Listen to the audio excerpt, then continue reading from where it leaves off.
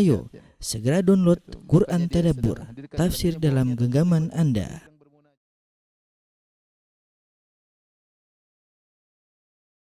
Bismillahirrahmanirrahim. Assalamualaikum warahmatullahi wabarakatuh. Alhamdulillahi ala ihsani wa syukrulahu ala taufiqihi wa amtinani wa asyhadu an la ilaha illallah wahdahu la syarika lahu ta'ziman li sya'ni wa asyhadu anna Muhammadan abduhu wa rasuluhu da'ila ridwani. Allahumma shalli alaihi wa ala alihi wa ashabihi wa ikhwani. Para jamaah Majelis Ta'lim Qalbun Salim yang dirahmati oleh Allah Subhanahu wa taala, kita melanjutkan bahasan kita dari pembahasan kitab Bekal Salat dan kita masuk pada bab yang ke-9 tentang imam, makmum dan saf.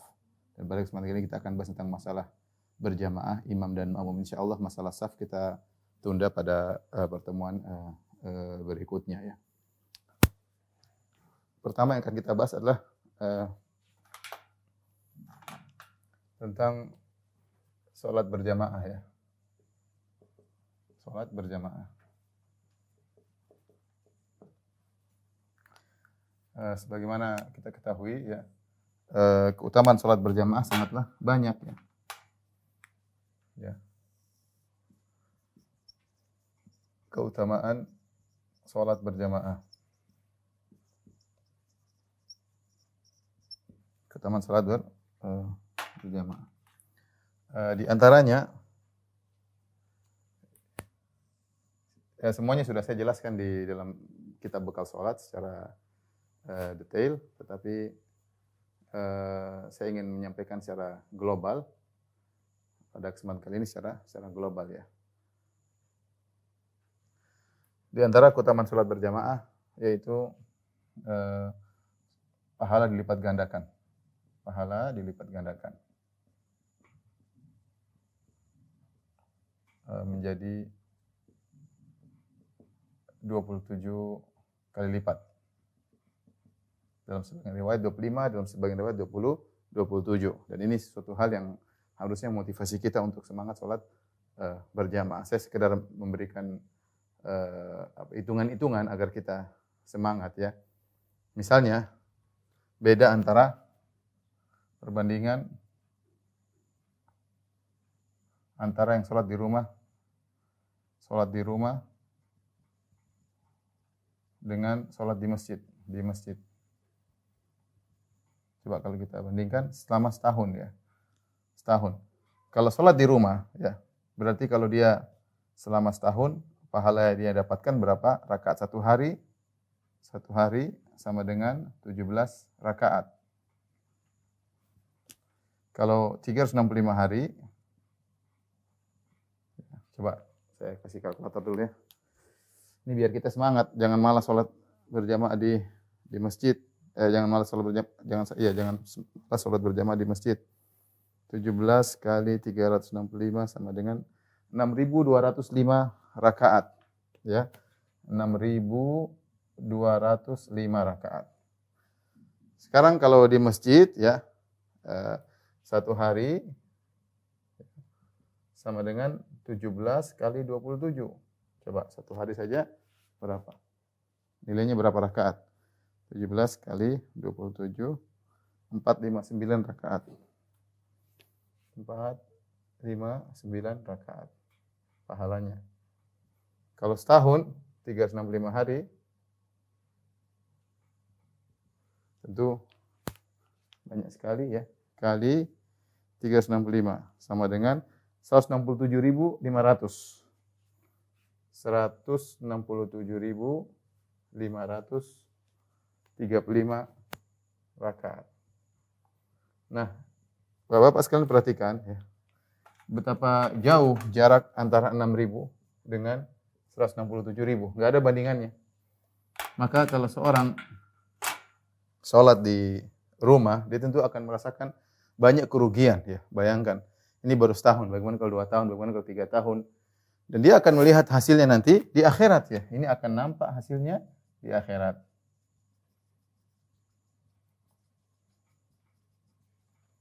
Ya. Sekarang tidak nampak memang, kita tidak kelihatan ya. Tapi seandainya pahala tersebut nampak di dunia, misalnya kalau Nabi mengatakan barang siapa yang sholat di masjid dapat 27 gram emas, oh masjid full pasti. Masjid pasti full. Nggak usah emas. Barang siapa yang sholat di masjid dapat 27 kambing, dapat 27 nasi bungkus, orang rame. Tapi kita tidak bicara tentang pahala di dunia, kita bicara pahala akhirat. Maka kita bisa bayangkan bagaimana terlalu jauh. Ini 167.000, bedanya bisa 161.000 sendiri. Ini 6.000, di sini 167.000. Ya. Jadi sangat signifikan pahala yang berbeda antara sholat di rumah dengan sholat di masjid. Maka seorang berusaha untuk semangat sholat di masjid. Kemudian di antaranya setiap langkah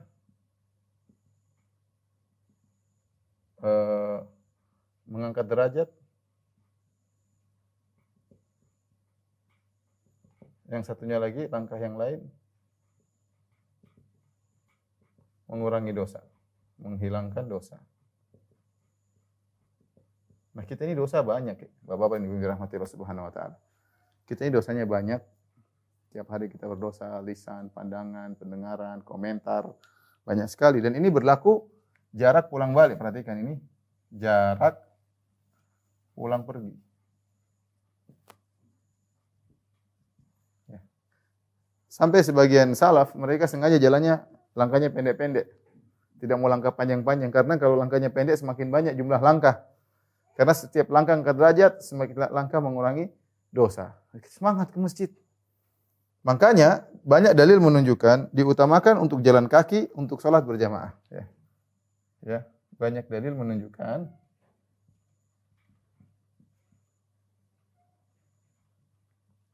keutamaan jalan kaki. Jalan kaki untuk sholat berjamaah. Sholat berjamaah, ya. Bukan naik kendaraan. Bukan naik kendaraan. Hadis-hadis banyak, ya. Seperti Rasulullah SAW sebut tentang sholat Jumat, barang siapa yang keluar pagi-pagi hari menuju sholat Jumat, kemudian dia langkahkan kaki menuju pagi-pagi, man ghassala waqtasala wa bakkara wabtakara. Barang siapa yang di pagi hari berhubungan dengan istrinya, kemudian dia mandi, kemudian dia segera menuju ke masjid, kemudian dia summa dana minal imam, kemudian dekat dengan imam salat Jumat, fa ansata, kemudian dia mendengar, karena lahu bi kulli khutwatin yakhtuha, maka setiap langkah yang dilangkahkan kakinya akan mendapatkan pahala puasa selama setahun, pahala salat malam selama setahun. Ini dalil bahwasanya dianjurkan untuk berjalan memang. Berjalan. Kita tahu hukum asalnya syariat tidak mempersulit. Kalau ada yang mudah, kenapa dipersulit? Sekarang Ustaz ada motor, ada mobil, ya syariat asalnya demikian. Tapi khusus untuk sholat, datang dalil-dalil secara khusus menganjurkan kita untuk berjalan. Seperti kisah seorang yang rumahnya jauh, dia rumah paling jauh. Nanti kita ada dalam buku bekal sholat, ya. Kemudian terkadang lewat di panas hari, terkadang gelap hari, sampai ada yang memberi ide bagaimana kalau dia pindah rumah, atau bagaimana kalau kita belikan himar untuk dia naik. Dia enggak mau. Dan Nabi membenarkan sikap dia. Dia lebih milih untuk berjalan kaki. Kenapa? Karena jalan kaki itu dituntut ketika dalam sholat. Setiap langkah menambah derajat, setiap langkah mengurangi dosa. Demikian juga ketika Bani Salimah ingin pindah dekat Masjid Nabawi, rumahnya kan jauh kampung Bani Salimah, ingin pindah dekat Nabawi, maka Nabi mengatakan tidak perlu. Bani Salimah, diyarakum tuktab atharukum, kata Nabi SAW, wahai Bani Salimah, tetaplah kalian di rumah-rumah kalian meskipun jauh. Karena langkah kaki kalian dicatat oleh Allah Subhanahu wa taala. Maka dengan demikian kita semangat, ya. Semangat agar kita agar kita pergi sholat berjamaah, karena setiap langkah kaki ini kita semakin tinggi derajatnya. Bayangkan kalau kita misalnya masjid 500 meter. Oh, jauh sekali, ya, 500 meter. 500 meter, 1 meter misalnya kita langkah 2 langkah. Berarti kalau 500 meter bolak-balik sekilo. Kalau 1 meter 2 langkah sekilo, berarti bisa 2.000 langkah dong bolak-balik. 2.000 langkah dan 2.000 derajat, 2.000 dosa hilang. Masya Allah. Ya. Jadi semangat, ya. Semangat.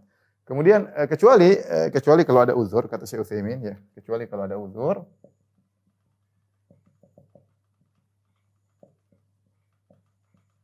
Uzur, maka naik kendaraan tidak apa-apa. Naik kendaraan tidak apa-apa.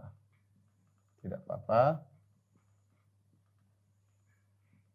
Dan pahala, maka pahala berdasarkan dosa, berdasarkan roda, maka pahala berdasarkan putaran roda.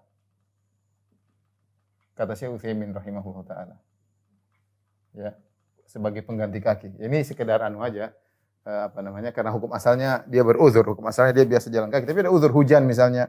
Hujan atau dia tidak mampu lagi berjalan, misalnya dia sudah enggak kuat, harus di kursi roda misalnya atau harus naik kendaraan, maka insya Allah dia roda ini mengganti posisi kaki.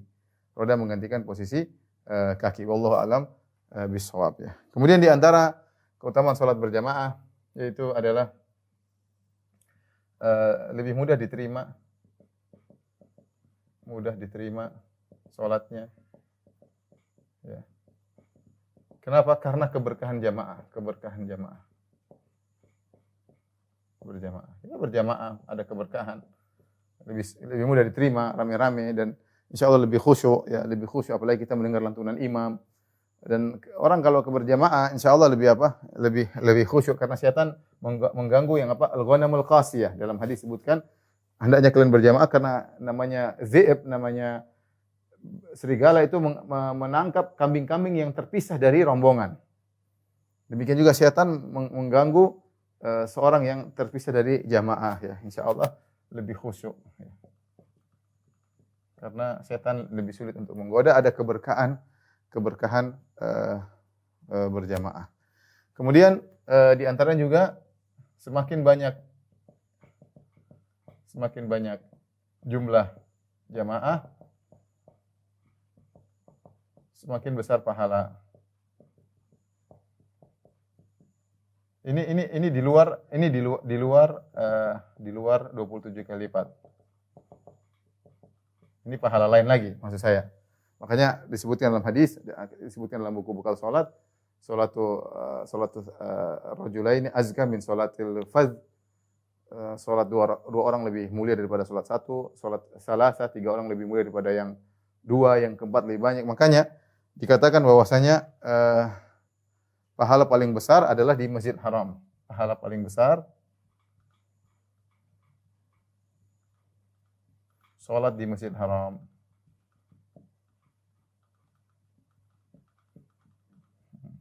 Dari sisi jumlah jamaah yang paling banyak.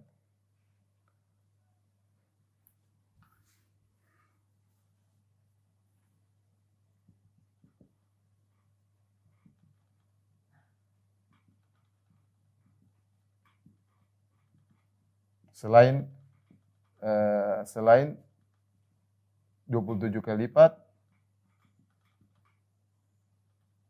selain lagi 100.000 kali lipat karena di Masjid Haram, kali lipat karena di Masjid Haram. Jadi benar, sebagian ulama berpendapat bahwasanya seluruh masjid Makkah, semua orang yang sholat di masjid-masjid di kota Makkah selama dalam tanah haram pahalanya 100.000 kali lipat. Selain dapat 27 derajat, 100.000 kali lipat, tetapi di Masjid Haram paling banyak. Kenapa? Karena jamaah paling full di situ. Kalau musim haji bisa nyukin berjuta-juta dalam masjid full, lantai 1, lantai 2, bedroom, lantai 3, semuanya full dan itu semakin banyak jamaah semakin besar pahala ya. Ini banyak keutamaan salat berjamaah. Saya kasih gambaran saja ini sekitar beberapa hal yang mungkin membantu kita untuk semangat salat berjamaah. Belum lagi kalau kita berjamaah kita otomatis ya, kalau kita berjamaah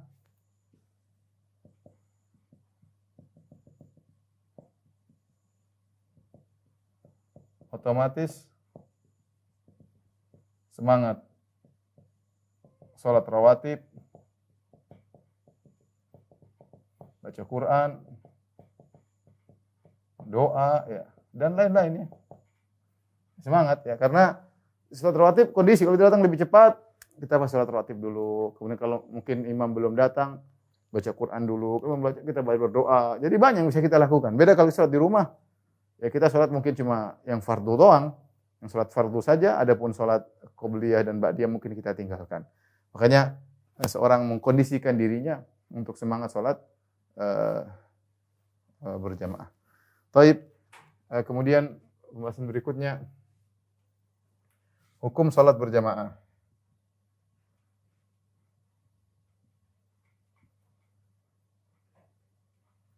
berjamaah. Belum salat fardu berjamaah. Hukum salat fardu berjamaah. Ya, adapun untuk lelaki, kaum lelaki. Pertama, jika suatu negeri sepakat meninggalkan salat berjamaah,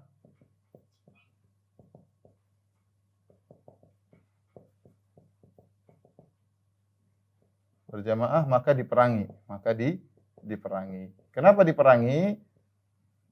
Karena sepakat meninggal syiar Islam. Karena sepakat meninggalkan syiar Islam.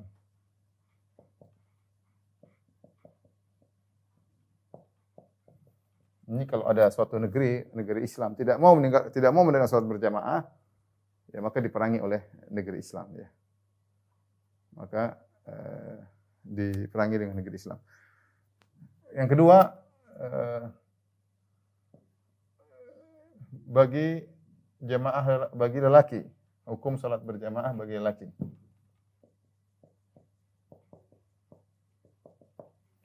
Adapun bagi lelaki maka ada khilaf di kalangan para ulama, ada khilaf, ya.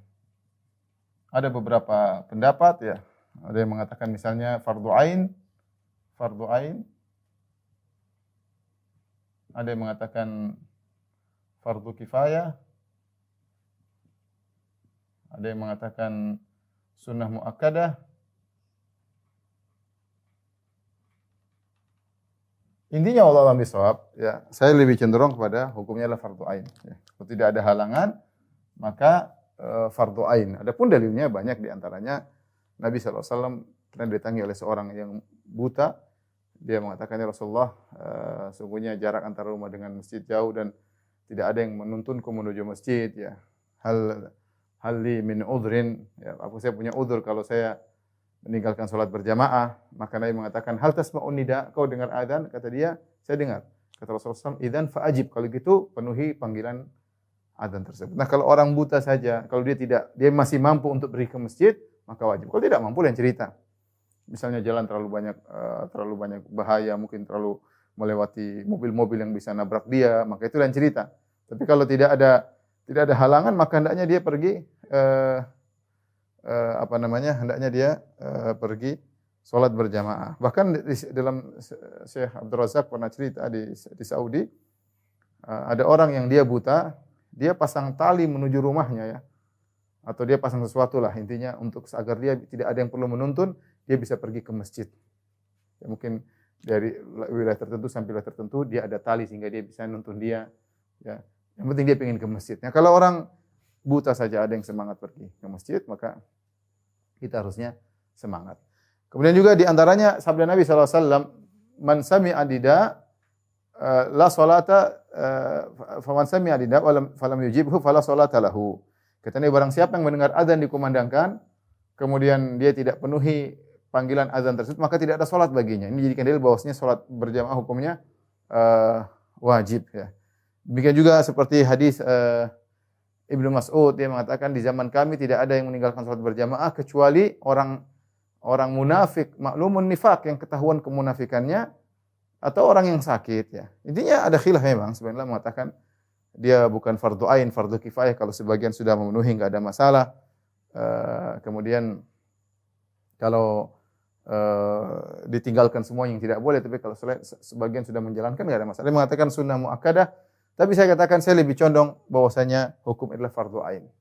Maka kita laki-laki jangan tinggalkan salat berjamaah kecuali ada uzur, ya, uzur yang bolehkan kita meninggalkan salat berjamaah, misalnya sakit atau takut dengan suatu sakit, takut barang hilang misalnya. Ini uzur-uzur yang disebut oleh fuqaha, hujan misalnya, pecek dan yang lainnya, hal-hal yang disebutkan uzur untuk berjamaah, maka tidak mengapa kita meninggalkan salat berjamaah. Tapi hukum asalnya kita berusaha, karena kalau kita enggak salat berjamaah banyak kerugian yang kita tinggalkan.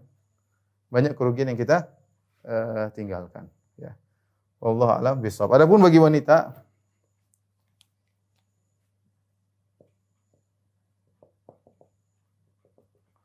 tapi kita akan bahas setelah ini, tolong dihapus. Baik, masih salat berjamaah.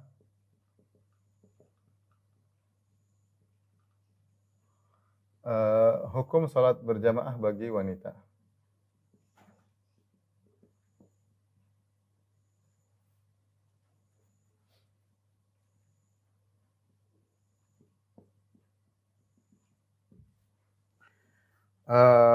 Hukumnya adalah dianjurkan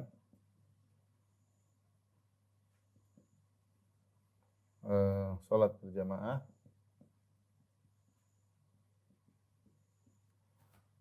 di rumah masing-masing. Ya, sebagaimana dalam hadis bahwa Ummu Salamah menjadi imam.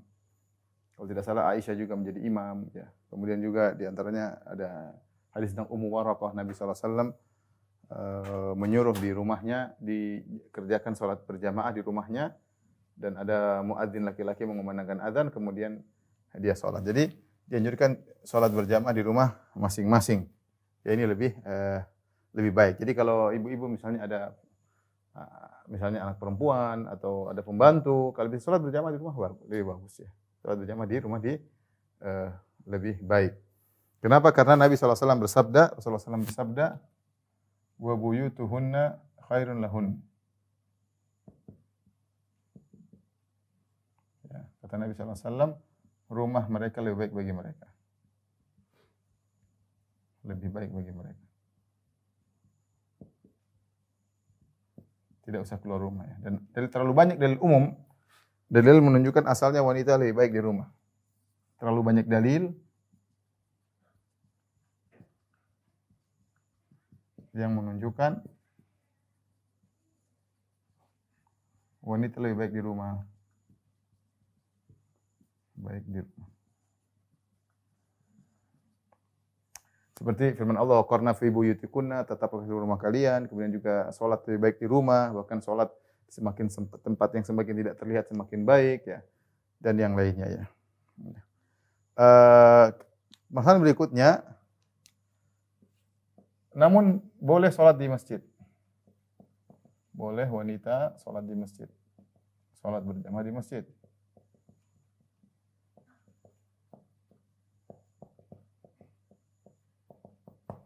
Dengan syarat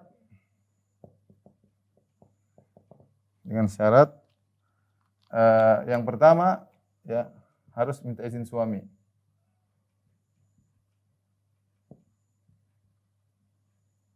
Ini pendapat yang lebih kuat, ya. Kenapa? Karena keberadaan istri di rumah itu hak suami. Karena di antara hak suami adalah istri nongkrong di rumah, maksudnya menetap di rumah, tidak keluar-keluar. Sehingga secara umum wanita kalau mau keluar rumah harus minta izin kepada suaminya. Suaminya yang kerja cari nafkah, dia tugasnya di rumah, nunggu suami kapan datang siap melayani suami. Ketika kalau dia mau keluar rumah dia harus minta izin keluar untuk kamu. Termasuk di antaranya tatkala hendak salat, ya. Nah, makanya Rasulullah SAW bersabda, Rasulullah SAW, la tamna'u ima Allah masajid Allah. Buyutuhunna khairan lahunna. Kata Nabi SAW, jangan kalian melarang para wanita ke masjid. Jangan melarang para wanita ke masjid.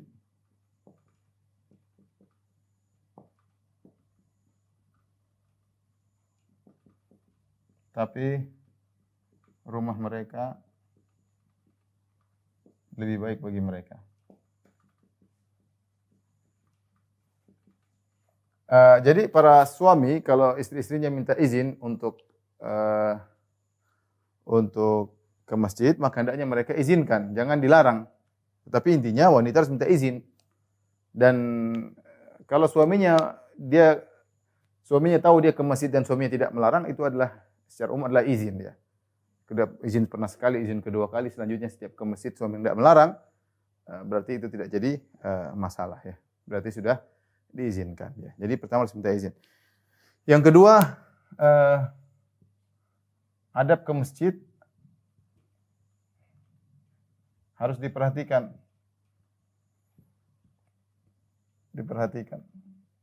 Yang pertama, tidak boleh pakai minyak wangi. Tidak boleh pakai minyak wangi.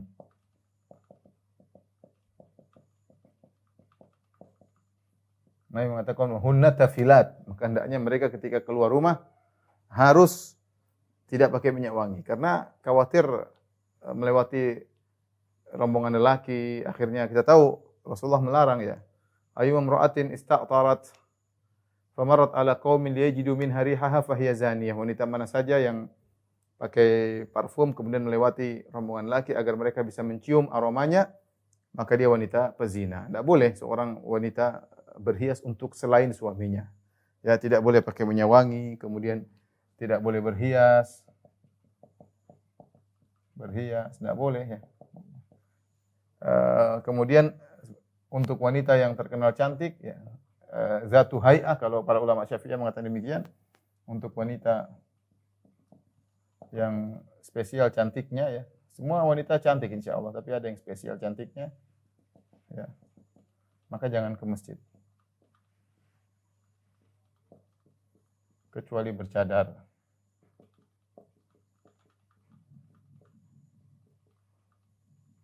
Karena dia akan terlihat oleh para lelaki ya. Sehingga akhirnya para lelaki jamaah lelaki kurang konsen untuk beribadah karena ada wanita cantik ini ya. Maka ini harus diperhatikan. Kita datang ke masjid bukan untuk menggoda para lelaki, untuk beribadah kepada Allah. Maka adab-adab harus dijaga, adab-adab harus dijaga. Kalau dahulu para sahabiat mereka ikut ke masjid dan banyak dalil bahwasanya para sahabiat mereka ke masjid, seperti bahwasanya para wanita salat subuh bersama Nabi sallallahu alaihi wasallam. Demikian juga para ibu-ibu salat Isya bersama Nabi sallallahu alaihi wasallam. Juga hadis Rasulullah sallallahu pernah salat ingin panjangkan salat atau fasami'tu buka as-sabi. Tiba-tiba Nabi mendengar tangisan anak-anak, maka Nabi pun mempersegera salatnya karena rahmatan bi ummihi, kasihan sama ibunya, anaknya lagi nangis. Jadi intinya para wanita boleh ke masjid. Cuma adab-adab dijaga. Adab-adab dijaga ketika pergi ke masjid. Jangan sampai menimbulkan fitnah ya. Apalagi wanita yang cantik hendaknya pakai cadar. Jangan sampai wajah yang cantik tersebut hanya menambah dosa baginya jika dia berhias dan dia tampakkan kepada para laki-laki, membuat para laki tergiur dengan kecantikan wajahnya, mengganggu kekhusyuan orang yang salat. Tetapi di rumah lebih baik ya, perhatikan ya. Saya ingatkan, di rumah tetap lebih baik.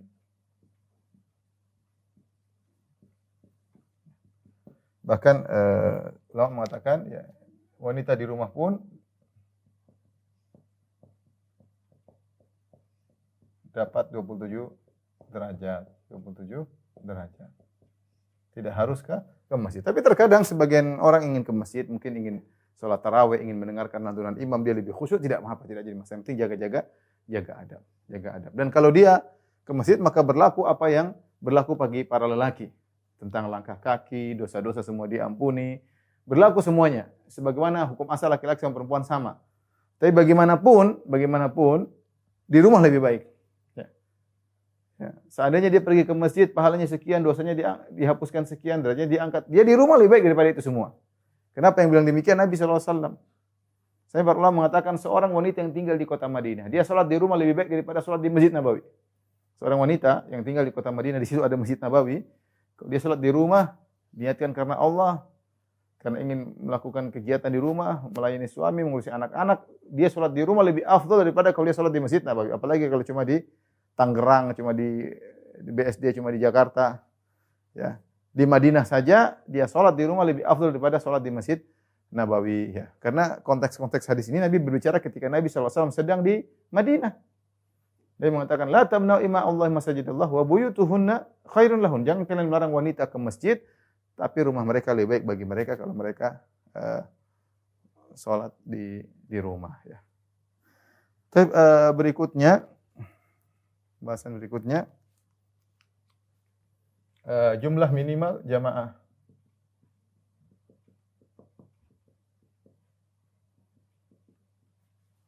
Ada dua pendapat ya. Ada yang mengatakan minimal 2 orang. Ada yang mengatakan minimal 3 orang. Allah alam bisawab. Yang lebih kuat adalah minimal dua orang ya.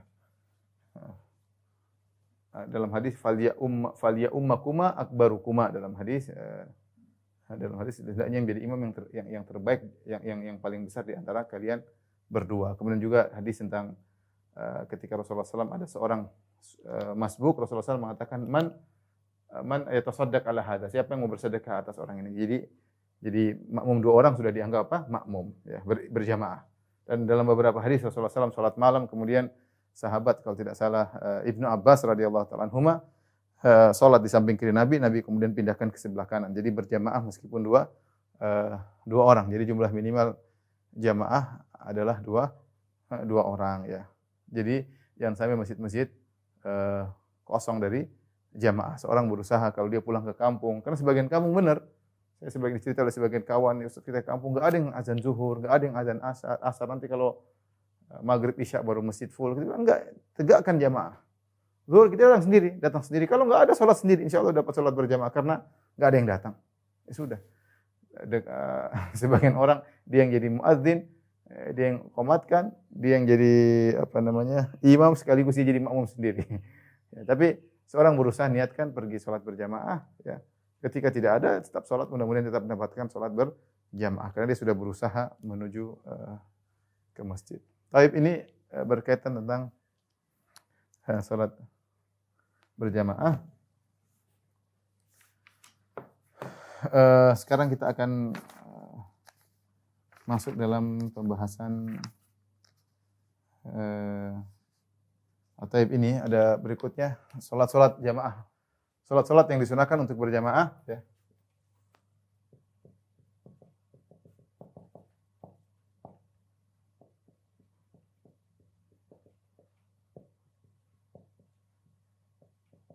Ya.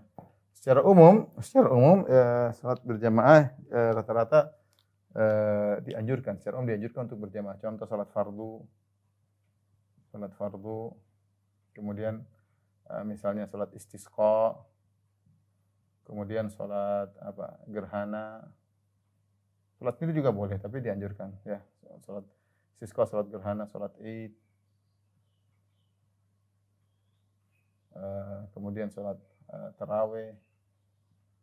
Jadi banyak ya. Kemudian misalnya di antara sholat fardu juga misalnya sholat khauf. Sholat dalam kondisi perang misalnya. Adapun salat-salat sunnah yang lain, ya, salat-salat sunnah yang lain seperti misalnya salat malam. Salat malam apakah boleh berjamaah? Jawabannya pendapat yang kuat adalah boleh, namun tidak boleh dirutinkan. Boleh sesekali dan tidak dirutinkan. Tidak dirutinkan. Sebagaimana Nabi SAW pernah salat malam, kemudian beberapa sahabat ikut, seperti Ibnu Abbas pernah salat berjamaah, Hudzaifah pernah salat berjamaah, salat malam bersama Nabi. Tapi bukan suatu rutinitas. Ya, bahkan Nabi SAW aja dengan istrinya Rasulullah salat sendiri, Aisyah sendiri, Rasulullah sendiri, karena salat malam asalnya seorang ingin berkholwat bersama Allah Subhanahu wa taala. Tetapi sesekali kalau dia ingin berjamaah boleh. Ya, misalnya kita lagi bertamu di rumah orang, mumpung kita bertamu di rumah Ustaz, kita salat berjamaah sama Ustaz. Boleh saja sesekali. Salat malam kemudian bareng-bareng, atau lagi camping misalnya, ingin salat malam bareng-bareng, boleh sesekali. Tapi tidak boleh dijadikan rutinitas. Karena rutinitas salat malam berjamaah cuma di bulan Ramadan, itu saja. Adapun yang lain maka tidak menjadi rutinitas, dan sebaik-baik petunjuk para salaf. Demikian juga sebagian ulama seperti Nawawi mengatakan, demikian juga salat duha misalnya. Demikian pula salat duha. Hukum asalnya adalah tidak hukum asalnya tidak berjamaah. Namun kalau ada yang melaksanakan salat duha berjamaah, maka tidak mengapa sesekali. Ini dinyatakan oleh Imam Nawawi dan juga dikatakan oleh Imam Syafi'i rahimahullahu taala. Sebelumnya Imam Syafi'i, demikian pula salat duha sesekali berjamaah tidak dilarang ya. Sesekali berjamaah tidak dilarang. Misalnya kita lagi di rumah, kemudian pingin sekali anak-anak saya sholat dua sama Abi sesekali, boleh-boleh saja ya. Karena mereka mengkiaskan ya.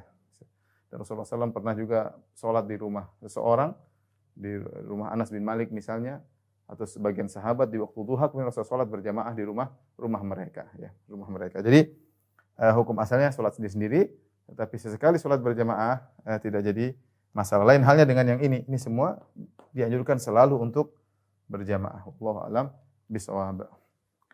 Tapi kita selesai dari permasalahan berjamaah, kita akan masuk pembahasan tentang imam dan makmum. Imam dan makmum. Adapun dalil-dalil secara panjang lebar, ibu silakan baca dalam kitab bekal salat.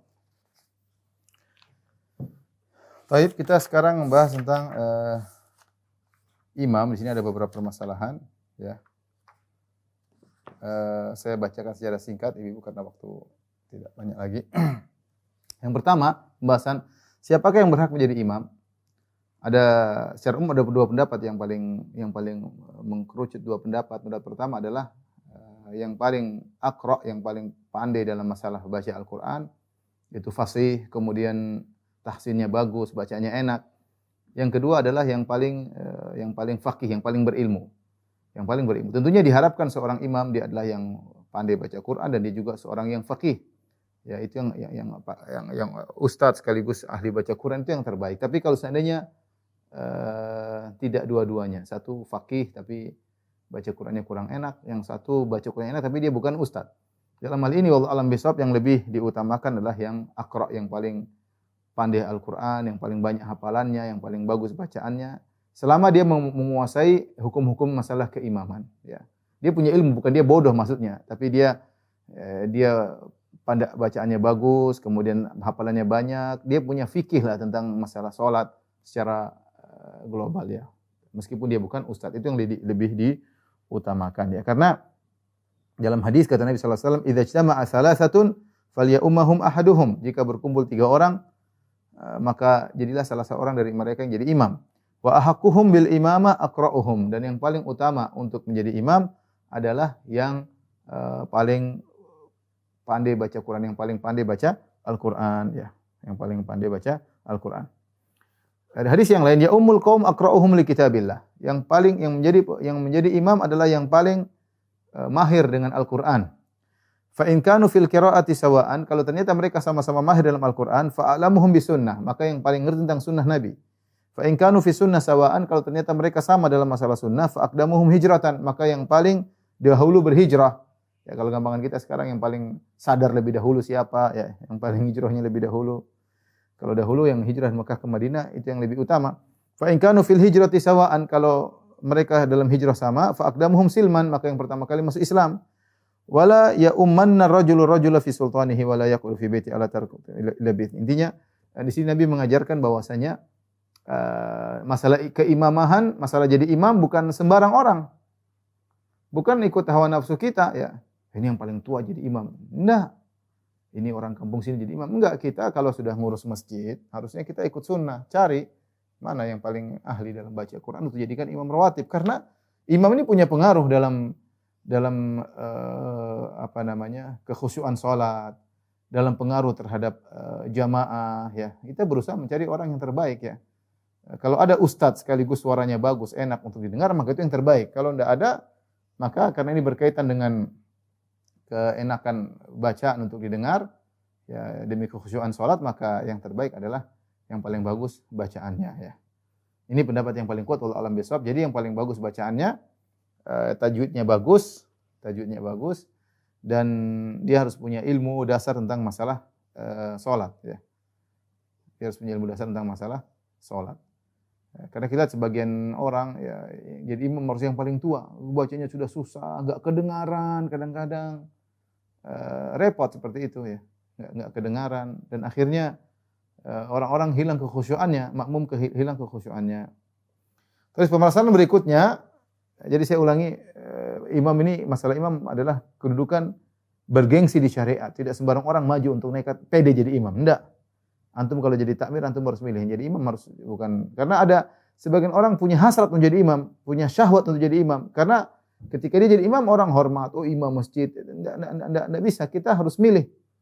Harus milih orang yang dia sholat karena dia akan menenteramkan para jamaah. Kalau bacaannya tajwidnya bagus, suaranya indah, enak orang di belakang sholat betah. Kalau bacaannya mengenaskan misalnya, menggelisahkan, orang di belakang gelisah mendengar bacaannya, tajwidnya salah-salah, hafalannya lupa-lupa. Ini jangan jadi imam, mundur ya. Bukan masalah merendahkan orang, enggak, ini masalah perintah Nabi yang suruh. Kita yang jalankan sunnah. Aqra'uhum li kitabillah. Jadi imam yang paling paham tentang Al-Qur'an. Yang paling paham tentang Al-Qur'an ya. Tapi permasalahan berikutnya, bagaimana hukum salat berjamaah dipimpin oleh anak kecil? Ada khilaf juga di kalangan para ulama, sebenarnya mengatakan tidak boleh anak kecil jadi imam, ada yang mengatakan boleh dalam salat sunnah, dalam salat fardu tidak boleh. Namun yang benar, ini pendapat mazhab Syafi'i, anak kecil boleh menjadi imam meskipun belum balik dalam salat fardu maupun salat sunnah. Dalilnya adalah kisah Amr bin Salamah radhiyallahu anhu. Beliau berkata, Nabi SAW bersabda kepada dia dan keluarganya, "Fa idza hadaratis salatu falyu'adzin ahadukum." Jika telah tiba waktu salat, maka hendaknya salah seorang dari kalian mengumandangkan azan. Wal ya'ummakum aktsarukum Qur'anan, dan hendaknya yang jadi imam adalah yang paling banyak hafalannya. Fa nadharu falam yakun ahadun aktsara Qur'anan minni, maka mereka ngecek anggota keluarga atau orang kampung yang ngecek siapa di sini yang paling banyak Qur'annya, ternyata yang paling banyak hafalannya adalah aku. Lima kuntu atalaqqa minar rukban, karena aku sering ketemu dengan orang-orang yang datang bersafar, aku dengar Al-Qur'an dari mereka sehingga aku banyak hafal Qur'an. Subhanallah, bagaimana para sahabat mereka mendengar, ada orang datang, ada dengar ayat-ayat baru dari Rasulullah, mereka hafalkan. Faqaddamuni baina aidihim, akhirnya aku dijadikan imam daripada yang lainnya. Wa ana ibnu sittin aw sab'i sinin, dan aku ketika itu umurnya 6 atau 7 tahun ya. 6 atau 7 tahun. Maka dia jadi imam, bahkan dia ngimami para ibu-ibu juga di belakang, sampai disebutkan Amr bin Salam ini sarungnya pendek, kalau dia ruku kadang-kadang kelihatan sesuatu dari belakangnya, dari bokongnya, maka para ibu-ibu mengatakan tolong tutup itu aurat imam kalian ya. Tapi akhirnya dia diberikan sarung, maka dia sangat bahagia karena diberikan sarung sehingga dia bisa sholat dengan sempurna dan menutup auratnya dengan sempurna ya. Dan ini dalil bahwasanya anak kecil boleh menjadi imam dan sah ya, dan imam sah ya. Tapi saya ingatkan anak-anak, mereka punya mental tersendiri ya. Kita dalam rangka untuk mendidik mereka jadi imam, tapi ingat mereka punya mental, jangan sampai kita membanding mereka dengan sesuatu yang mereka tidak mampu di hadapan banyak orang sehingga akhirnya timbul keangkuhan, kesombongan dalam diri mereka. Waspada. Sebagian orang ingin agar anaknya bisa sukses, punya mental, tetapi ketika ada gelagat-gelagat dia sombong dan angkuh, maka jangan. Kasihan anak-anak ya. Kita sudah jadi imam, kemudian dia ternyata malah tidak kuat, dia sombong dan angkuh di hadapan teman-temannya, akhirnya rusaklah akhlaknya ya. Tapi yang paling utama adalah ya tentu yang dewasa. Tapi kalau anak ada, kita sesekali melatih mereka, itu tidak apa-apa ya. Ini kasusnya Amr bin Salamah karena tidak ada yang lebih hebat daripada dia. Kalau ada pun kita misalnya di kompleks ada yang dewasa yang lebih hebat, ya dewasa yang jadi imam. Anak-anak sesekali nggak apa latihan, tapi jangan dijadikan plot imam terus. Khawatirnya mentalnya nggak kuat. Kita aja sudah dewasa ini masih takut terkena riya, terkena ujub. Apalagi anak-anak, mungkin mereka nggak ngerti, nggak perhatian, masih tiba-tiba riya dan ujub, kita khawatir. Maka tidak apa-apa kita kasih sarana latihan, tapi jangan kemudian diangkat jadi imam besar. Imam besar kemudian yang dewasa-dewasa kita, orang tua kita tidak kita majukan, ini khawatir terhadap mental anak-anak tersebut. Permasalahan berikutnya berkaitan dengan imam. Jika imam lupa bacaan surat, apakah mengganti bacaan surat atau langsung ruku? Ini berkaitan imam. Kalau dia baca surat, dia baca Al-Fatihah selesai, kemudian baca surat, tersendat, dia lupa. Apa yang harus dia lakukan? Pertama, kalau dia lupa Al-Fatihah, musibah ya. Kalau lupa Al-Fatihah ya batal sholat. Lupa satu ayat dalam Al-Fatihah, kemudian dia lanjut saja, sholatnya tidak sah karena sholat harus dengan Al-Fatihah lengkap. Kalau ada satu ayat yang ditinggalkan dari Al-Fatihah karena lupa atau sengaja, apalagi sengaja, maka tidak sah sholat tersebut. Ya. Tetapi jika selain surat Al-Fatihah kemudian dia lupa, dan kita tahu hukum baca surat adalah sunnah setelah Al-Fatihah. Dia baca surat Al-Baqarah tiba-tiba dia lupa. Maka apa yang harus dia lakukan, maka dia bisa, saya bacakan fatwa Syekh bin Baz rahimahullahu taala, wa huwa mukhayyarun, terserah dia. Kalau imam lupa di tengah jalan, terserah dia. Insya'a kabbara wa anhal qiraah. Kalau dia mau dia langsung ruku. Dia baca innal ladzina qalu, lupa dia. Innal ladzina qalu rabbuna Allah summa lupa dia. Misalnya. Sudah. Dia ada beberapa pilihan. Pertama, dia boleh langsung Allahu Akbar, langsung ruku. Sudah. Selesai ayat, tidak harus lanjut. Allahu Akbar. Kalau dia mau, dia ganti ayat yang lain. Ayat yang lain dari surat yang lain enggak ada masalah. Dia baca satu ayat, dua ayat, tiga ayat dari surat yang lain, kemudian dia ruku. Oke. Ya.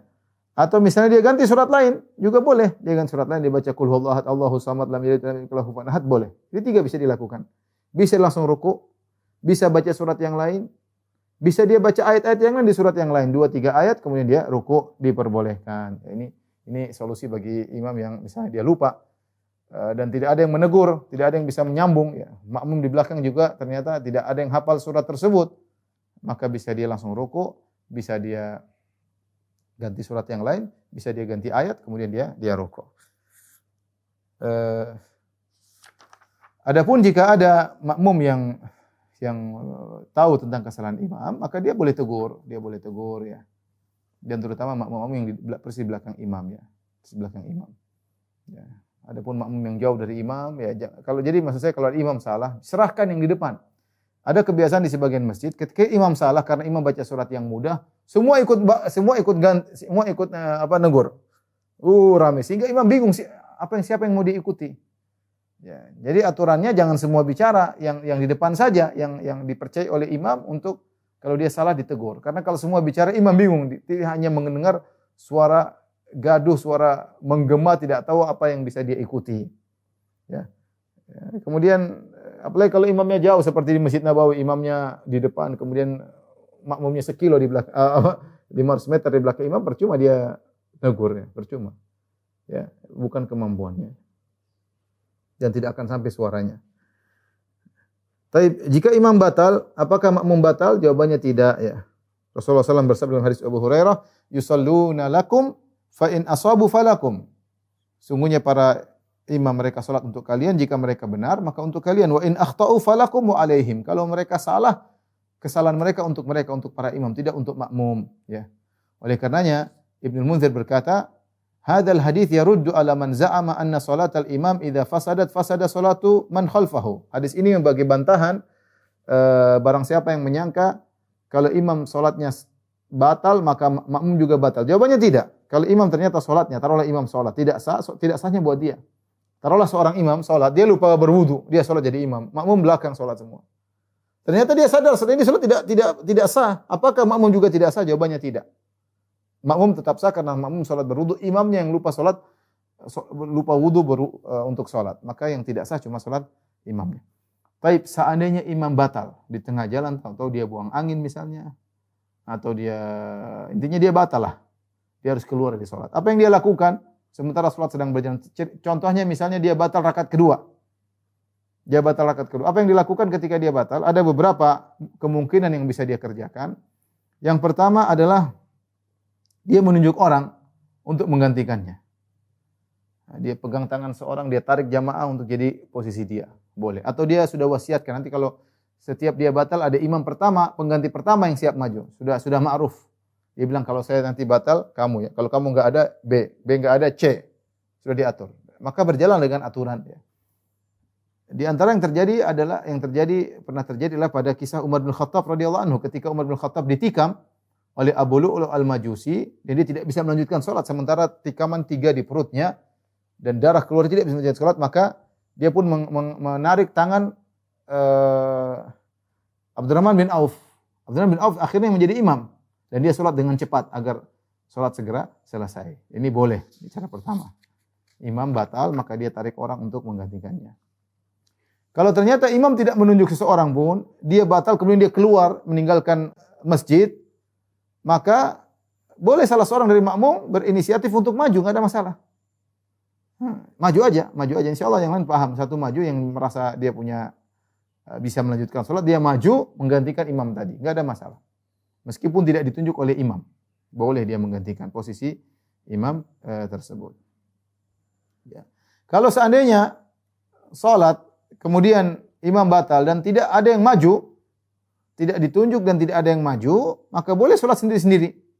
Maka boleh salat sendiri-sendiri. Ya. Sebagaimana ketika Muawiyah sedang salat kemudian ditikam, maka orang salat sendiri-sendiri. Salat sendiri-sendiri. Tidak ada imam yang menggantikan, salat sendiri-sendiri ini juga diperbolehkan.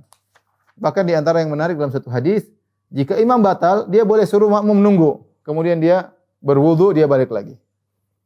Dia boleh nunggu, suruh makmum berwudu, kemudian pergi, dia balik lagi.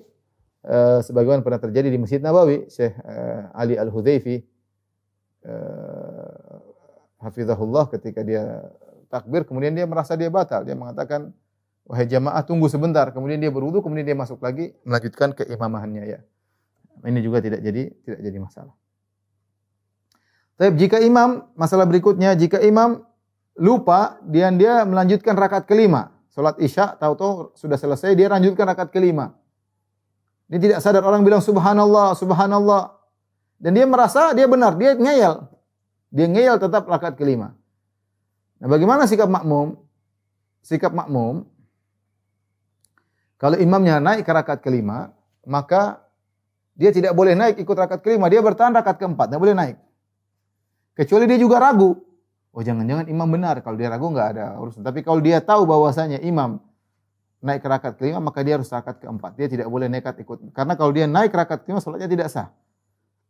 Kata para ulama, kecuali dia enggak tahu hukumnya. Kecuali dia enggak tahu hukumnya kalau ikut nambah bersama imam 5 rakaat batal salatnya. Tapi kalau dia tahu hukumnya, dia tidak boleh nambah rakaat kelima. Terus apa yang dilakukan ketika imam naik rakaat kelima sementara dia sudah tasyahud rakaat keempat? Dia tasyahud sendiri. Ada yang mengatakan boleh salam duluan. Itu boleh. Yang terbaik dia nunggu imam sholat sendiri, rakaat kelima, turun, imam tasyahud, baru salam bareng-bareng. Itu juga diperbolehkan. Itu juga diperbolehkan. Wallahu a'lam bishawab. Tetapi jangan ikut naik rakaat kelima. Demikian juga di antara perkara yang penting diketahui oleh seorang makmum ketika imam dia beruzur. Misalnya imam bacanya terlalu lama. Imam bacanya terlalu lama, kemudian dia khawatir muntah misalnya ketika di belakang imam kelamaan, kalau saya enggak kuat saya bakalan muntah nih, atau saya bakalan pingsan, atau saya bakalan mimisan. Maka dalam kondisi darurat seperti ini dia boleh memutuskan niatnya menjadi makmum, maka dia salat sendiri. Salat sendiri, lanjutkan sendiri kemudian keluar. Seperti dilakukan oleh seorang sahabat ketika Mu'adz bin Jabal menjadi imam. Ketika Mu'adz bin Jabal menjadi imam, salat Isya, Mu'adz bin Jabal membaca surat Al-Baqarah dan kelamaan sementara orang-orang bekerja sehingga malam mereka ngantuk. Ada sebagian sahabat tidak kuat. Maka dia memisahkan diri, dia salat sendiri. Akhirnya Mu'adz marah, Mu'adz bilang itu munafik. Orang ini lapor kepada Nabi SAW. Nabi pun menegur Mu'adz. Kata Nabi, afatanun anta ya Mu'adz, kau memberi fitnah wahai Mu'adz, bikin fitnah. Kenapa salat panjang-panjang seperti itu? Dan Nabi tidak menyalahkan orang ini. Nabi tidak menyuruh dia untuk ulang. Sementara dia memisahkan diri dari Mu'adz dan dia salat sendiri. Dari situ para ulama mengambil kesimpulan jika seorang dalam kondisi darurat, seorang makmum bisa memisahkan diri dari imam. Contohnya kalau dia lama bersama imam takut ketinggalan rombongan. Seperti kalau di bandara takut ketinggalan pesawat. Dia boleh sholat sendiri meskipun tadinya dia jadi makmum. Dia boleh pisah sholat sendiri. Atau dia takut muntah. Atau dia takut pingsan. Atau dia takut mimisan. Maka dia boleh sholat sendiri. Atau dia dalam kondisi sangat ngantuk tidak kuat. Kalau dia paksakan dia bisa jatuh. Dia boleh sholat sendiri. Memutuskan kemudian dia memutuskan dari niat menjadi makmum. Jadi sholat munfarid. Jadi sholat sendiri kemudian dia selesaikan. Tapi di antara perkara yang jadi dibahas juga dalam buku bekal salat, bolehkah masbuk menjadi imam bagi masbuk yang lain? Bagaimana? Ini ada dua masbuk. Imam sudah selesai, mereka sama-sama bangun rakaat ke-3. Imam sudah selesai. Apakah yang satu boleh jadi imam bagi masbuk yang lain? Secara hukum boleh-boleh saja, meskipun tidak dianjurkan. Hendaknya mereka sholat sendiri-sendiri. Tapi kalau ada kemudian imam sebelahnya berinisiatif menjadi makmum dan imam sebelah kiri siap menjadi imam, maka tidak dilarang. Maka tidak dilarang sebagaimana perkataan Syekh Utsaimin rahimahullahu taala. Demikian juga jika ada perselisihan antara imam dan makmum dari sisi gerakan, maka apa yang harus dilakukan? Misalnya imam kalau bangun sholat dia tidak duduk istirahat. Dari sujud langsung dia berdiri, tidak duduk istirahat. Jalsatul istirahat dia tidak lakukan. Apa yang dilakukan makmum? Yang terbaik makmum ikut karena ini berkaitan dengan keterlambatan atau dalam gerakan. Asalnya makmum sepakat dengan imam dalam gerakan-gerakan sehingga tidak nampak perselisihan. Aneh. Karena namanya makmum ikut imam. Innama ju'ilal imamu liyu'tamma bih. Hendaknya imam jadikan imam untuk diikuti. Adapun pada gerakan-gerakan yang tidak menunjukkan perselisihan, contoh seperti kalau imamnya ternyata tasyahudnya gerak jari, makmum enggak ada masalah. Ya, contohnya misalnya imamnya ternyata rakaat kedua salat subuh duduknya duduk tawarruk, makmumnya duduk iftirash, tidak jadi masalah. Itu tidak menunjukkan perselisihan. Tidak ada perselisihan yang zahir, tidak ada perselisihan yang zahir. Lain halnya kalau imamnya sudah rukuk dia masih belum rukuk. Ya ini yang nampak sekali. Ini kok makmum kok ngeyel.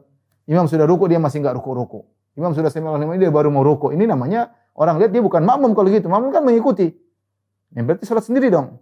Maka yang dimaksud dengan innama ju'ilal imamu liyu'tamma bih, imam diikuti pada perkara-perkara yang zahir, menunjukkan Anda sebagai makmum di depan Anda sebagai imam. Ya. Maka jangan terlambat. Jangan terlambat, jangan mendahului, jangan terlambat. Kalau dia bertakbir maka bertakbirlah. Kalau dia salam maka salamlah.